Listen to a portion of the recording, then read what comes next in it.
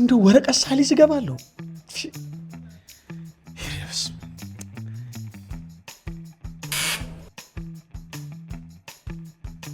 ይቅርታ። ሄሎ ሄሎ፣ ጎረቤት ጎረቤት፣ ሰው አለ? ሰው የለም እንዴ? አለው። ምን መሄጃ አለኝ? ደስ ሲል። ጎረቤት ይቅርታ ላስቸግርህ። ጎረቤት ጎረቤት። አቤት። ይቅርታ ላስቸግርህ፣ እንደው በእናትህ ትቸገርልኛለህ? ጎረቤት ጎረቤት። ምንድን ነው?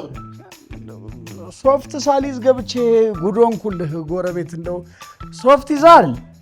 ጎረቤት ጎረቤት። አልያዝኩም። ምን አይነት ጣጣ ውስጥ ነው የገባሁት በፈጣሪ። አሁን እሺ ምኑን ከምኑ ነው የማደርገው?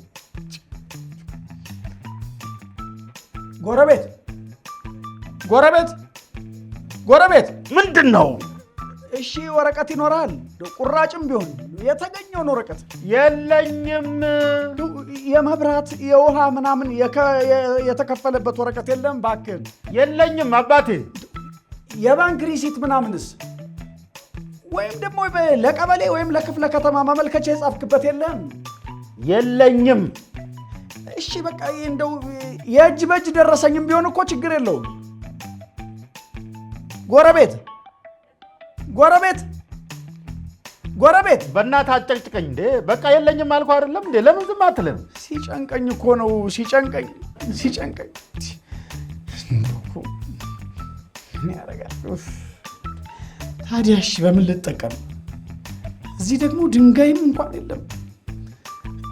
እርግጠኛ ነህ ግን ምንም አይነት የወረቀት ዘር የለህም ባጠገብህ? ጎረቤት ጎረቤት። እንዴት እጅ በእጅ ደረሰኝ የለህም ግን አንተ? አሁን እሺ ምን ይሻለኛል? ኪሴ ውስጥ ደግሞ ምንም የወረቀት ዘር የለም።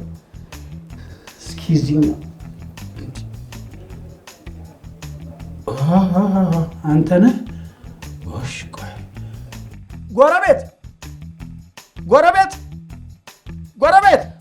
ምነው አንተ ሰውዬ ዝም ብለህ ማለት ዝም ብትል? እሺ በቃ ለመጨረሻ ጊዜ ነው የማስቸግር፣ እባክህን። እሺ ምንድን ነው? 10 ብር ዘዝርልኝ። አንዳንድ ብር አድርገው። ሳንቲም ሆኖ ለካ። በቃ 2 5 አድርገው።